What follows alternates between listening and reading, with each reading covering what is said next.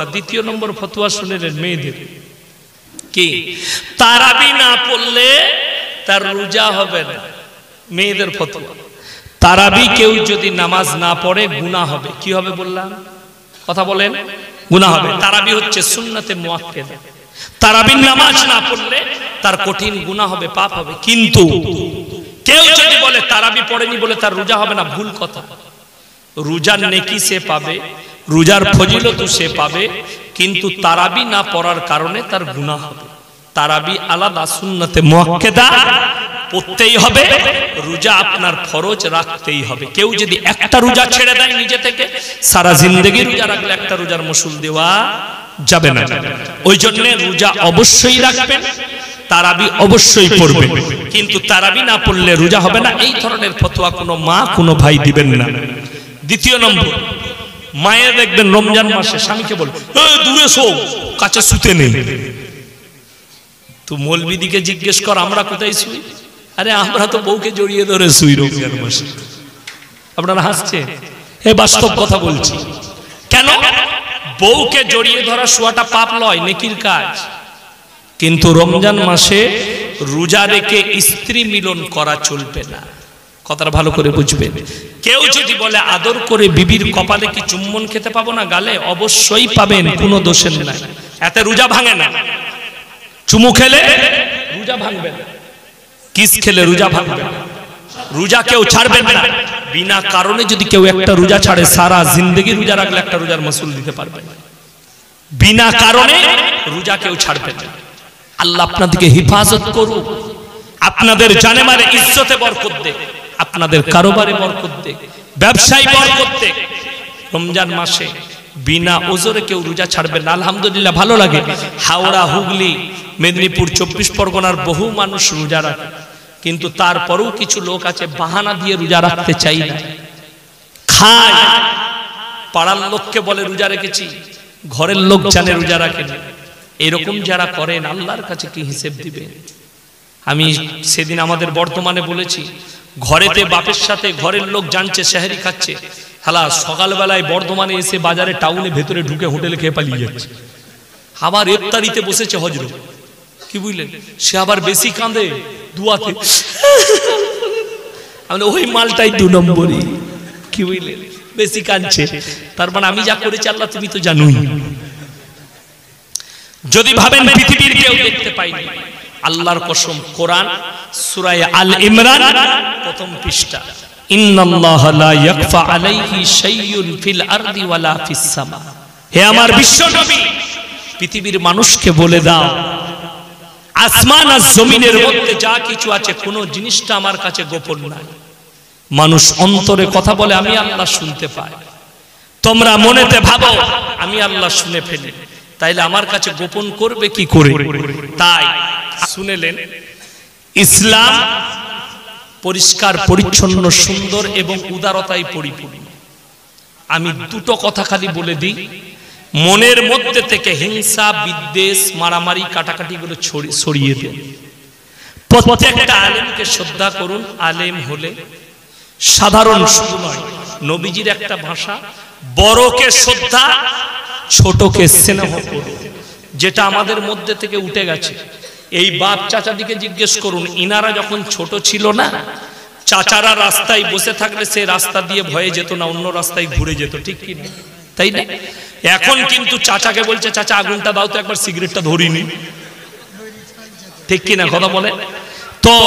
বড় দিকে শ্রদ্ধা উঠে গেছে, ছোটকে স্নেহ উঠে গেছে, যে জিনিসটা ইসলামের একটা বড় বুনিয়াদ। দ্বিতীয় নম্বর, রমজান মাস আসছে, আমি কয়েকটা কথা বলে দিই। আমার অনেক মায়েরা মনে মনে করেন, রমজান মাসে জানেন মেয়েরা অনেক হাদিস বলে, তাই না? আমাদের হাদিস চলে কম, মেয়েদের হাদিস চলে বেশি, ঠিক কিনা? কথা বলে, কাদের হাদিস বেশি চলে? মেয়েদের। তারা রাস্তায় চিল্লায়, চাইনার মালকে বয়কট করো। চাইনার মালকে বয়কট করলে তুই মরে যাবে, তো সরকারও মারা যাবে।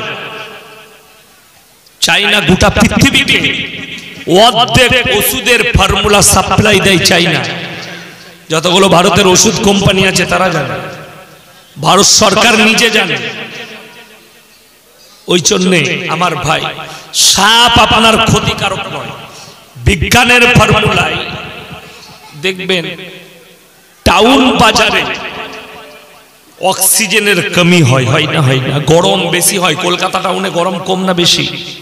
বেশি। যেখানে কলকারখানা বেশি, গাছপালা কম, চাষাবাদ নাই, সেখানে গরম বেশি। আপনি যেখানে যে এলাকাগুলোয় চাষাবাদ হয়, ধান চাষ, আলু চাষ, রবি চাষ, রবি ফসল, সেই এলাকাগুলোই যাবেন, সেই এলাকা কিন্তু গ্রীষ্মকালে ঠান্ডা থাকে।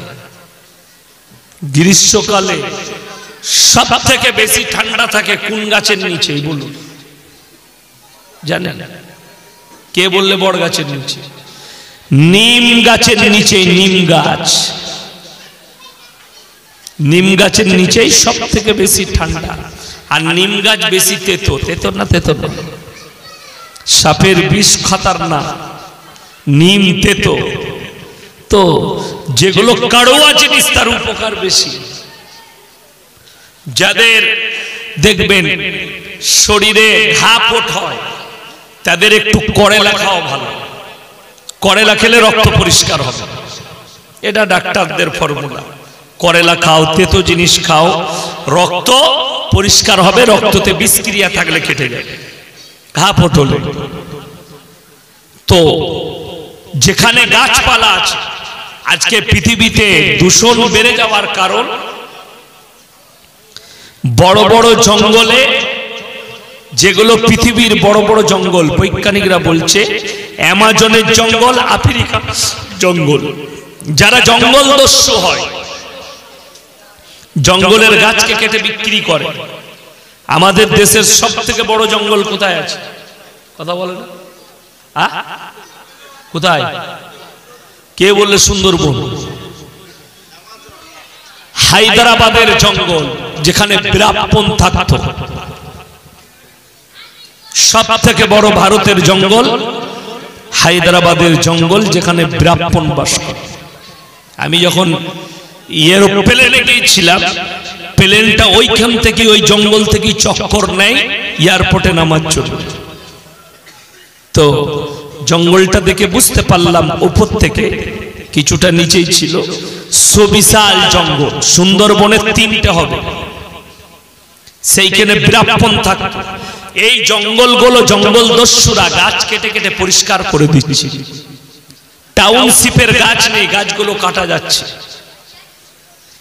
গাছ এবং সাপ মানুষের সব থেকে বড় দুটো উপকার যেটা করে গাছ এবং সাপ, সেটা হচ্ছে দূষিত অক্সিজেন গ্রহণ করে এবং বিশুদ্ধ অক্সিজেন আপনাদের জন্য গাছ এবং সাপ পরিবেশন করে। জোরে বলুন সুবহানাল্লাহ। এটা আল্লাহর হুকুমে। তারা কত বড় উপকার।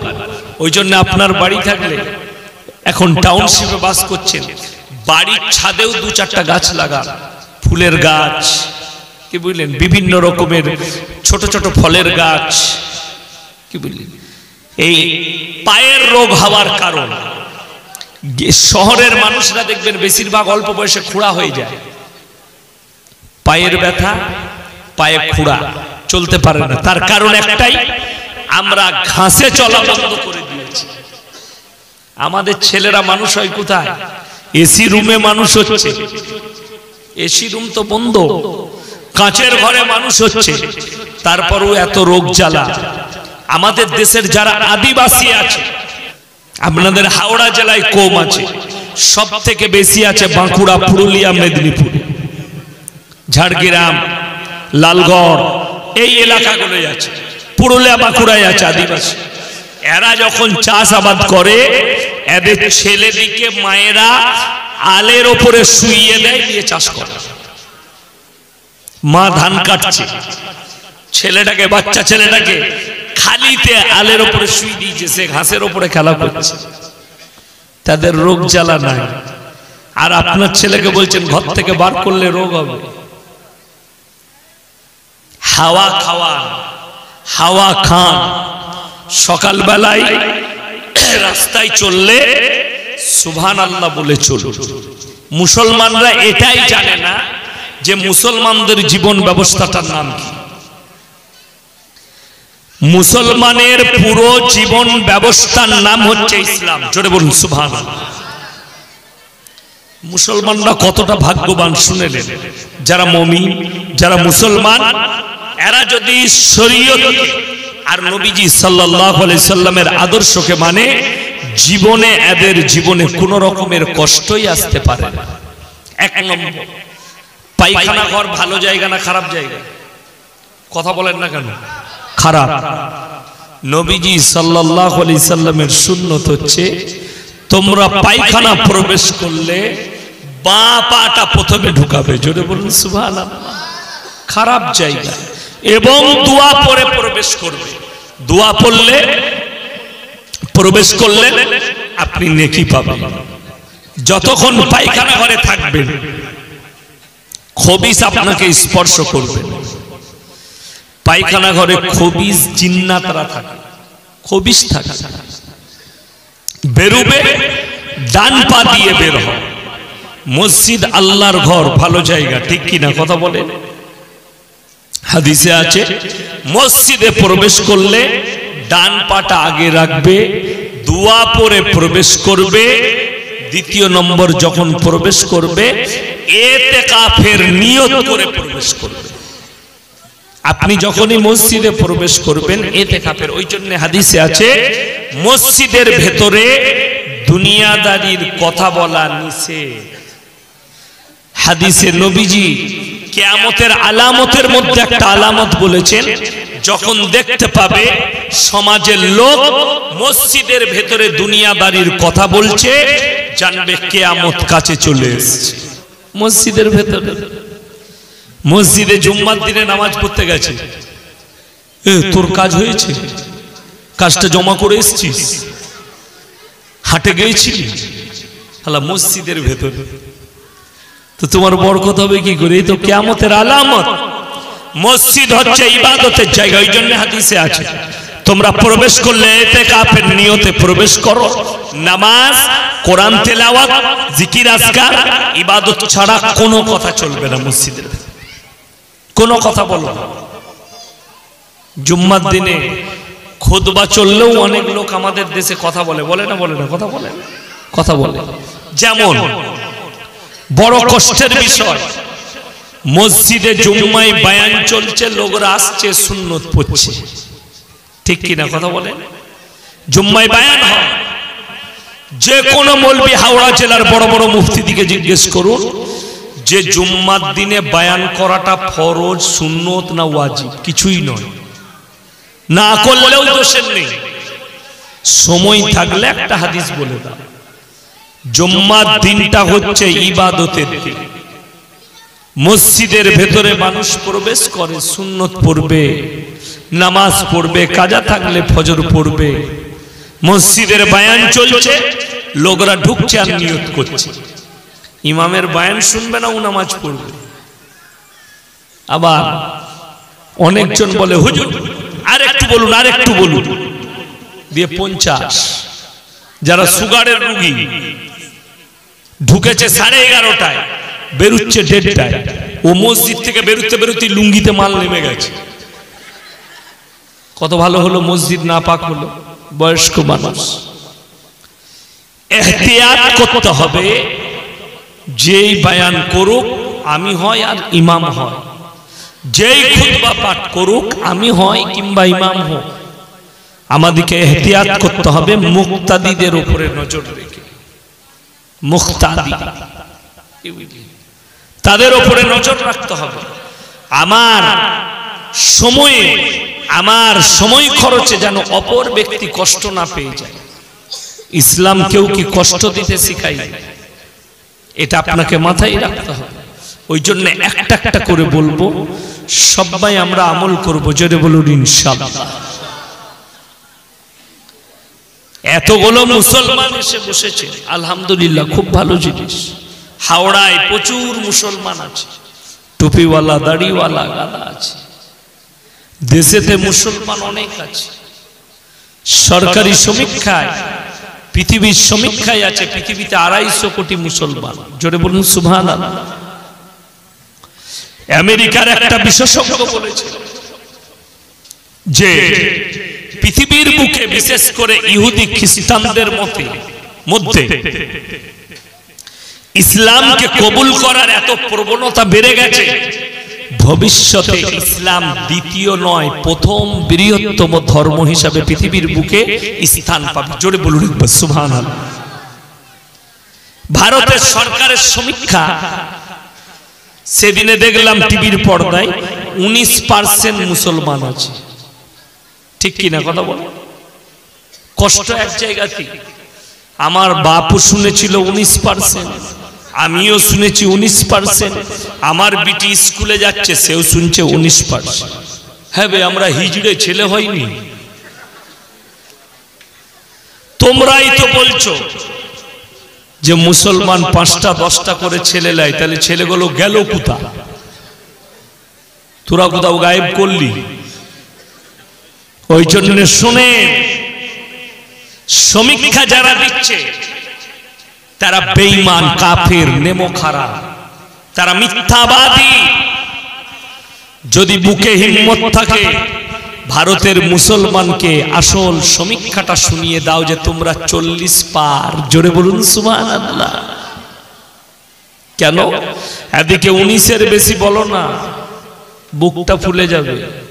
আবে আমাদের বুক এমনি ফুলা, বুক কমাতে হবে না, আমাদের বুক কমবে না। যেহেতু না মুসলমান যারা মুমিন হবে তারা মৃত্যুকে ভয় পায়।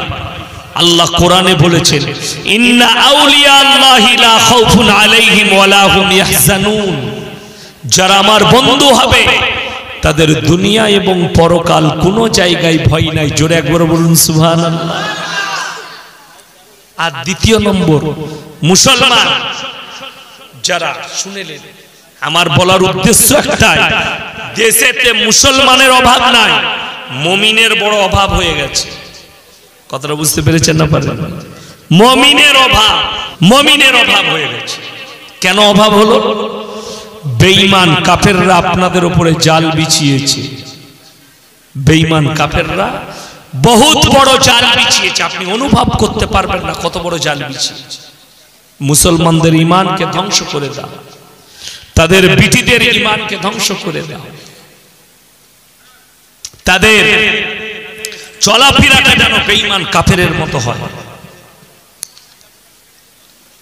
যারা অশিক্ষিত আছেন আমি তাদের কথা বলি না, সব থেকে বেশি গুমরাহির মধ্যে, সব থেকে বেশি বেঈমানির মধ্যে যারা জুড়ে যাচ্ছে তারা হচ্ছে এক শ্রেণীর শিক্ষিত লোক, অশিক্ষিতরা নয়। আপনাকে দেখিয়ে দেবো, শুনে কতগুলো জাল আপনার জন্য তৈরি হচ্ছে জানে, আপনি আপনার চোখের সামনে দেখতে পাবেন। বাংলাদেশের মতো জায়গায় এতগুলো দল তৈরি হয়েছে, নতুন নতুন ফিতনা আপনার চোখের সামনে আসবে। ইসলাম নয়, আপনাকে ইসলাম মনে হবে তাদের আখলাক চরিত্রে, তাদের ব্যবহারে, তাদের প্রলোভন আপনার কাছে আসবে। আপনি কয়েক মিনিটের জন্য যদি কোনো মানুষ সুবিধাবাদী হয় যে হ্যাঁ এই জায়গায় সুবিধা আছে, যখন এটাই মনে হয় সঠিক, ওই জন্য শুনে আপনি যদি বলেন, কোন হিন্দু ভাই যদি আপনাকে দাওয়াত দেয় যে ভাই আমার বন্ধু হস, আমার বাড়িতে আই চা খেয়ে যাবি, কোনো দোষের নাই, আপনি চা খেতে পাবেন, হারাম নয়, কোন মৌলবি হারাম বলতে পারবেন। আপনাকে যদি কোনো হিন্দু ভাই তার মেয়ের বিয়েতে, বোনের বিয়েতে দাওয়াত দেয়, আপনি অবশ্যই যেতে পাবেন, হালাল মালটা আপনি খাবেন, অবশ্যই কোনো অসুবিধা নেই।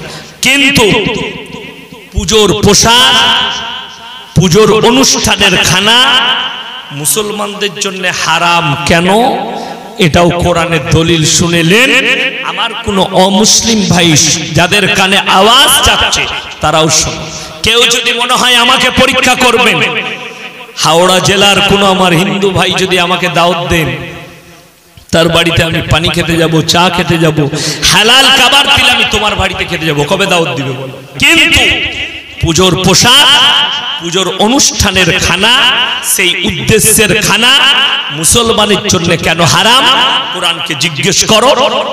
সূরা বাকারা, ইন্নামা হাররামা আলাইকুমুল মাইতাতা ওয়াদ-দামা ওয়া লাহমাল খিনজির ওয়া মা উহিল্লা বিহি লিগাইরিল্লাহ। প্রবাহিত রক্ত, মরা জন্তুর মাংস, শুয়োরের মাংস, আল্লাহ ব্যতীত অপরের নামে উৎসর্গিত জিনিস তোমাদের জন্য হারাম করা হয়েছে। আল্লাহ ছাড়া অপরের নামে। শুনলেন আর পরে কি কি পড়ছে মুসলমান, কান খুলে শোনো। আল্লাহ ছাড়া ঠাকুরের নামে উৎসর্গ করার কারণে হারাম। আল্লাহ ছাড়া গাছের নামে উৎসর্গ করার কারণে হারাম। আমাদের দেশে দেখবে কিছু এমন মুসলমানও আছে গাছতলায় বেকা গাছের নিচে চাদর টাঙিয়েছে, দুটো মাটির ঘোড়া রেখেছে। ঘোড়া, মাটির ঘোড়া গাছতলায় রেখে জটা ধরা চুল, এক ওয়াক্তের নামাজ পড়ে না, হারামখোর গাঁজার টান মারে। লোকরা তাদের কাছে যায় আর বলে এখানে গেলে কিছু পাওয়া যাবে। সর্বপ্রথম জানতে হবে তুমি যার কাছে যাচ্ছ তার মালিকের কাছে তাও আরো বেশি পাবে, ঠিক কিনা কথা বলে? যে গাছটায় বেকা গাছের নিচে গিয়ে তুমি গিয়ে মাথা ঠুকছো, তার মালিককে খোঁজ। ঝড় দিলে যে গাছটা ভেঙে পড়ে যায়, যার নিজস্ব কোনো শক্তি নাই, অস্তিত্ব নেই, তার কাছে তুমি ভালো মন্দ চাইছো। আরো শুনে নাও, কোরআনকে জিজ্ঞেস করো। আমার নবী, বিশ্ব নবীকে আমার আল্লাহ রাব্বুল আলামিন বললেন, ওয়াজকুর ফিল কিতাবি ইব্রাহিম ইন্নাহু কানা সিদ্দিকান নাবিয়্যা। হে নবী, পৃথিবীর মানুষকে আমার সত্যবাদী ইব্রাহিম একজন সত্যবাদী নবী ছিল, তার ঘটনা সকলকে শোনাও। জোরে বলুন সুবহানাল্লাহ। আল্লাহ ওহীর মাধ্যমে নবীজিকে জানালেন, তুমি জানাও পৃথিবীর মানুষকে ইব্রাহিম নবীর বাপের তিনটে কাজ ছিল। কটা কাজ বললাম? কথা বলে না, কটা? তিনটা। একটা হচ্ছে মূর্তি তৈরি করা, মূর্তির উপাসনা করা, মূর্তি বিক্রি করা। এই তিনটে কাজ ছিল ইব্রাহিম নবীর বাপে। ইব্রাহিম নবী নিজের আব্বাজানকে দাওয়াত দিচ্ছে, ইজ ক্বালা লিআবিহি ইয়া বাতি লিমা তা'বুদু মা লা ইয়াসমাউ ওয়া লা ইউবসিরু ওয়া লা ইউগনি আনকা শাইয়্যা। হে আমার আব্বাজি, আপনি কার উপাসনা করছেন যে হাত পা নাড়তে পারে না, কথা বলতে পারে না, লড়াচড়া করতে পারে না, আপনার কোনো উপকারে আসে? ইব্রাহিম নবী রিওয়ায়েতে আছে নিজের বাপ তৈরি করা মূর্তিগুলো রাখতে, একটাকে ধরে ডানা পঁ করে ছুঁড়ে দিলেন আব্বার সামনে। এই তো ছুঁড়ে দিলাম, কই ও দাঁড়াতে পারলো না। তো যার দাঁড়ানোর ক্ষমতা নাই, তুমি তার কাছে ভালো মন্দ কি করে চাও? ইব্রাহিম নবী বললেন, হে আমার আব্বাজি, এটা শয়তানের রাস্তা, আমার আল্লাহর কাছে চান। আমার রব হচ্ছেন সত্যবাদী, আর আমি হচ্ছি, আমাকে আল্লাহ দূত করে পাঠিয়েছেন, আপনি আমার উপরে কালমা পড়ুন। riwayate আছে, আমাদের মতো ফুটো মৌলবি তো দূরের কথা, ইব্রাহিম নবী নিজের বাপের জন্য দোয়া চাইবে কিয়ামতের দিনে। বীর্য আকারে রক্ততে ইব্রাহিম নবীর বাপ লোটপটি খাবে। আল্লাহ বলবেন, হে আমার ইব্রাহিম নবী, যে আমাকে মানেনি, আমার নবীকে মানেনি, আমার দ্বীনকে মানেনি, তার জন্য তোমার আবেদন নিবেদন আজকে রাখা হবে। হ্যাঁ, কালী পুজোর সময় বউকে মোটরসাইকেলের পেছনে করে নিয়ে কলকাতা যাচ্ছে, রানীহাটি বাজারে যাচ্ছে, চলো দুর্গা পুজো দেখে আসবে। বউকে বিটিকে সাথে করে নিয়ে যাচ্ছে, আর তারা বলে, ও হুজুর কি জানেবে, আমরা পুজো করতে গেছি, আমরা দেখতে গেছিলাম, ভালো জিনিস দেখা তো ভালো। ধরে এলেন আপনার এই রানীহাটি মন্ডল পাড়ায়, রাতের বেলা একটা বাড়িতে ডাকাতি হচ্ছে, সবাই ঘুমাচ্ছে, একজন উঠেছে পেশাব করতে, সে দেখলে বে এদের বাড়িতে ডাকাতি হচ্ছে, সে লুকিয়ে বসে সব দেখলো কিভাবে ডাকাতি হলো। ডাকাত পালিয়ে গেল, পরক্ষণে পুলিশ চলে এলো, আসার পরে বলে, গ্রামের লোক জেগে গেছে, তোমাদের মধ্যে কে দেখেছো বলো। সে বলবে, স্যার আমি প্রথম থেকে শেষ পর্যন্ত দেখেছি। কাকে বেশি খেলাবে? তাকে মারবে না, মারবে না বলে, এই মালটাকে মার, সব বেরিয়ে যাবে, তাকে বেশি কেলানি দিবে। তো তুমি যখন বলছো মজা দেখতে গেছি, তুমি বেশি মার খাবে। কেন? কোরআনে আছে ভালো কাজের আদেশ করো, অসৎ কাজের নিষেধ করো। যেখানে দেখবে আপনার পাড়ায়, আপনার গ্রামে, আপনার পরিবারে, আপনার প্রতিবেশীতে আল্লাহ বিরোধী, ইসলাম বিরোধী, কোরআন বিরোধী কাজ হলে হয় তোমরা জবানের দ্বারা রুখে দাও, ভাষার দ্বারা প্রতিবাদ করো, নাইলে হাতের দ্বারা করো। যদি সেটাও না করতে পারো, দুয়ার দ্বারা প্রতিবাদ করো, তা না হলে মনে মনে কমপক্ষে ঘৃণা করে প্রতিবাদ করো। আজকে তো মুসলমান মনে করেছে তারটাও আমার, আমারটাও তার। ওই জন্য আমাদের দেশে শুনলেন, কালকে জলসায় আমি বলেছি, কালকে আমি ফুরফুরার পাশে ছিলাম, বসিরহাটি রহমতুল্লাহ আলাই, আল্লামা রুহুল আমিন সাহেব রহমতুল্লাহ আলাইয়ের পুতা আমার সঙ্গে ছিলেন। আমাকে দাওয়াত দিলেন, বুকে জড়ালেন, দুজনা মিললাম, বলে হুজুর একবার আমাদের দরবারে আসুন, কি রাতের মেহফিলে। আমি অবশ্যই যাবো ইনশাআল্লাহ, আমি তো শুনি অনলাইনে আপনাদের মেহফিলগুলো, ভালো লাগে।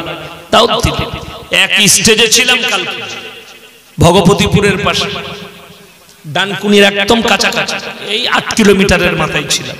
উনি আগে বললেন, লাস্টে আমি বলেছি।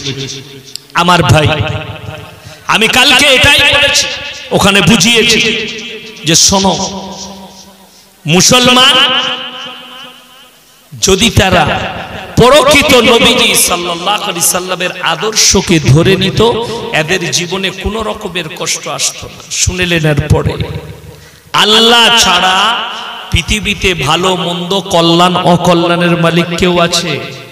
কথা বলেন, কেউ আছে? নেই। আমার জলসা অনেকজন ফেসবুক আর ইউটিউবে শুনে আমাকে মনে করে এরা পীর বিরোধী বলবে। অনেকের জানা নাই আমি খোদ নিজে পীরের বেটা। যারা আলেম তারা জানে, আমার আব্বাজিকে যারা চিনে তারা জানে, আমার আব্বাজি যে সে পীরের খলিফা লয়, দারুল উলুম দেওবন্দের উস্তাদ মুহতারাম, উস্তাদ হাদিস হযরত মোল্লা মুফতি ইউসুফ সাহেব তাওলি, হাদিসের সিনিয়র উস্তাদ। তিনি হচ্ছেন বড় মুফতি সাহেব রহমতুল্লাহ আলাইহির খলিফা মাহমুদুল হাসান সাহেব রহমতুল্লাহ আলাই, যিনি আফ্রিকার মাটিতে শুয়ে আছেন। তিনার খলিফা, তিনার খলিফার ছেলে আমি কি করে পীর বিরোধী? না, আমি পীর বিরোধী নয়, আমি সিস্টেম বিরোধী। মূল তোমার সিস্টেম ভুল, আমি তোমার বিরোধী। শুনলেন? আর পরে একটা একটা করে বুঝায়। আমার ভাই, আপনি অবশ্যই ইসলামে শরীয়তের মধ্যে যা কিছু আছে মানে, কিন্তু বিশ্বাস আল্লাহর উপরে রাখতে হবে। আজকে আমাদের সমাজের লোক নামাজ কেন পড়ে না জানেন? আমাদের সমাজের লোক রোজা কেন রাখে না জানেন? আমাদের সমাজের লোক পাপ করে কেন জানেন? আমাদের মতো ভণ্ড হুজুরদের জন্য। কষ্ট এটাই। আমাদের দেশে দেখুন, রানীহাটি বাজারে 3 বোতল মদ খেয়ে মরে গেছে, বলে চিন্তা নাই, ইয়াসিন হুজুর এসছে, দোয়া করে দিবে, জান্নাতে চলে যাবে। এই তো সিস্টেম আমাদের।